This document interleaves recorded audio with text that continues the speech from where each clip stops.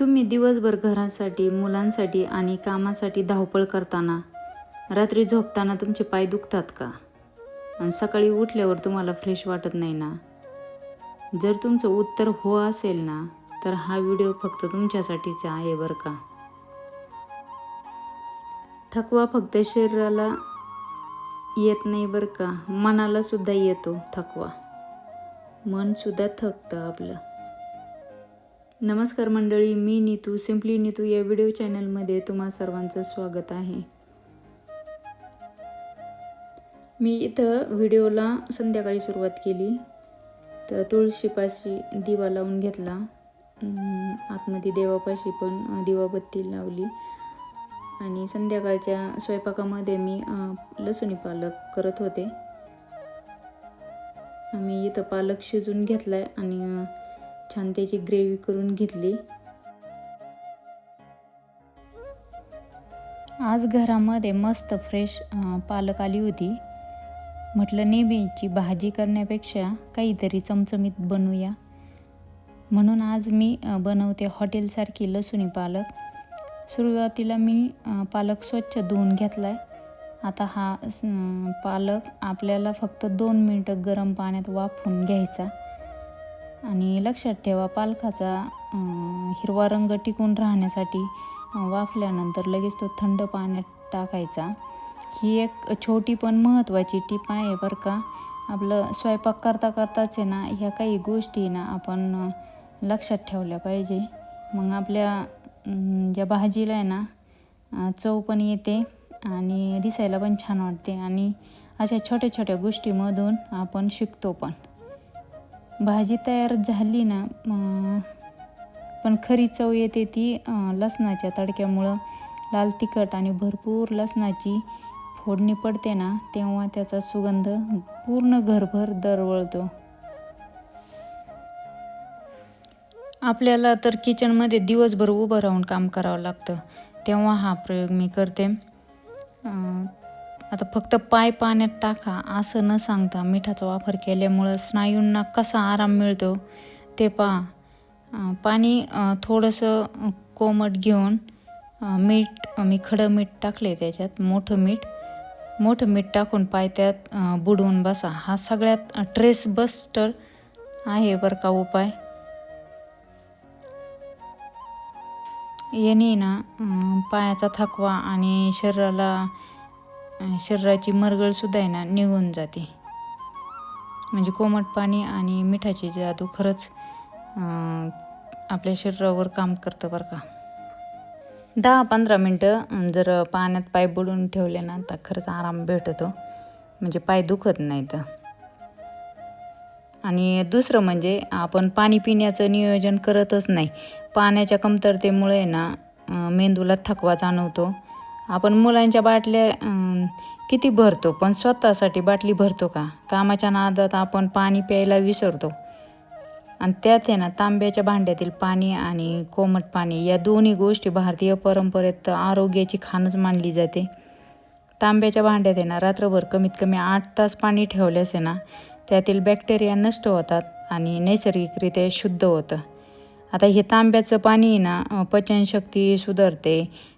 कोणाला संधिवात किंवा सांधेवात त्याच्यावर पण छान काम करतं. वजन कमी करण्यास मदत करतं. तरुण पण टिकवून ठेवते. तांब्यामध्ये अँटीऑक्सिडंट्स भरपूर असतात, त्यामुळे चेहऱ्यावरील सुरकुत्या कमी होतात आणि त्वचा आहे ना तजेलदार दिसते बरं का. पण खबरदारी एक घ्यायची बरं का. तांब्याच्या भांड्यातलं पाणी दिवसातून फक्त 2-3 वेळा विशेषतः आहे ना सकाळी रिकाम्या पोटीच घ्यायचं. कारण तांब्याच्या भांड्यातील पाणी ना जास्त अतिवापर करायचा नाही. आणि कोमट पाणी तर माहिती आहे, हे शरीरासाठी एक उत्तम डिटॉक्स ड्रिंक आहे.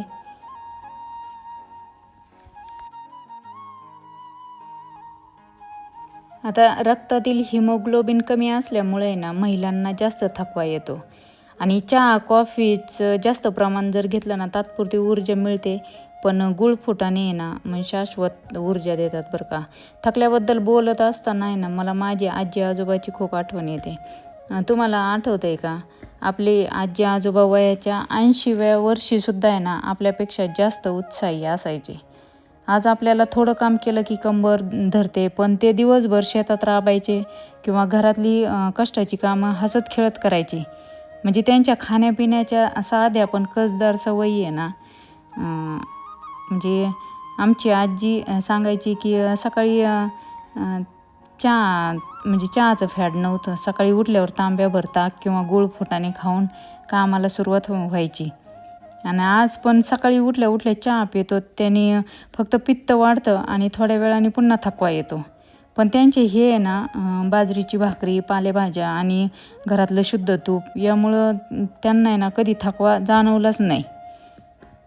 आणि दुसरी गोष्ट म्हणजे जेवताना कधीही घाई करायचे नाही. निवांत बसून अन्नाचा मान राखून जेवायचे. आणि आज आपण एका हातात मोबाईल आणि दुसऱ्या हाताने जेवण, यामुळं अन्नाचं पोषण आपल्या शरीराला मिळतच नाही. मला अजूनही आठवतं, आजोबा रात्री लवकर झोपायचे आणि पहाटे सूर्योदयापूर्वीच उठायचे. त्यांच्या त्या निसर्गाशी जोडलेल्या सवयीचं आहे ना त्यांना थकव्यापासून दूर ठेवायचं. म्हणजे गूळ फुटाण्यामध्ये जास्त लोहाचं प्रमाण जास्त असल्यामुळं गूळ फुटाणे आपल्या शरीराला चांगले आहेत. आणि सगळ्यात महत्त्वाचा चौथा म्हणजे मी टाईम. स्वतःचा मानसिक थकवा काढण्यासाठी म्हणजे आत्ता मी आहे ना तुम्हाला एक असा उपाय सांगणार आहे जो तुमच्या मनाचा थकवा क्षणात दूर करेल. जिथं कुठे तुम्हाला असं तिथे 2 मिनिट शांत बसायचं आणि चला आता माझ्यासोबत आहे ना तुमचे डोळे मिटा आणि एक दीर्घ श्वास घ्यायचा आणि तो हळूवार सोडायचा. पुन्हा एकदा दीर्घ श्वास घ्यायचा आणि परत सोडा आणि शेवटचा एकदा परत श्वास घ्या आणि परत सोडा. कसं वाटतंय? फक्त 3 श्वासांनी जर तुम्हाला इतकं शांत वाटू शकतं तर विचार करा, जर तुम्ही स्वतःला रोज 10 मिनिटं दिली तर काय जादू होईल. या 10 मिनिटाच्या शांततेत पण एक कडक नियम पाळायचा आणि तो म्हणजे मोबाईलला हात लावायचा नाही. आता तुम्ही विचाराल की मोबाईलमध्ये काय अडचण आहे? तर ऐका, मेंदूला विश्रांती मिळतच नाही. आपण रील्स बघायला लागतो, डोळ्यांना वाटतं आपण आराम करतो, पण खरं तर आहे ना आपल्या मेंदू त्या रंगामुळे किंवा आवाजामुळं अधिकच थकतो आणि तुलना आणि ताण जास्त येतं. कारण व्हिडिओ बघून आपल्याला नकळत आपल्याच मनात आहे ना तुलना सुरू होती. कोणाचं तिचं घर किती छान आहे, ती किती फिरते. म्हणजे यामुळे मनाचा ताण वाढतो, कमी होत नाही. आणि डोळ्यावर पण ताण येतो. ब्ल्यू लाईट्स डोळ्यांना अधिक थकवा म्हणजे अधिक थकवते, ज्यामुळे डोकेदुखी पण सुरू होते. आणि सगळ्यात महत्त्वाचं 5वं म्हणजे रात्रीचं रुटीन आणि तेल मालिश. तुमच्याबरोबर गप्पा मारता मारता मी पालक भाजीनंतर आहे ना तूप कडवायला घेतलं होतं. आता माझं तूप कडवून पण झालं आणि सगळं मिळून एवढं तूप झालं आणि थोडीशीच बेरी निघाली. आणि घरचं तूप असलं ना बरकत लय राहते बरं का. आणि तुम्हाला मी 5वा सांगणारे उपाय, रात्रीचं रुटीन आणि तेल मालिश. आता इथं पिठुकल्याचं खाण्यासाठी चालले बरं का, त्याला जेवण दिलं. आता रात्री ना हे सगळे ना साफसफाई करून घेतली. किचनमधलं माझं सगळं काम उरकलं आहे आणि मी संध्याकाळचं थोडंसं कापूर, लवंग आणि थोडंसं 1-2 थेंब तुपाचे असं आहे ना जाळीत असते मी. म्हणजे आपला छोटासा होमच असतो तो आणि त्याने बरकत आणि सुखशांती खरंच लाभते बरं का. तुम्ही करून पहा आणि खरंच आहे ना प्रसन्न होतं. कोणतरी ना मन असं एकदम छान होतं.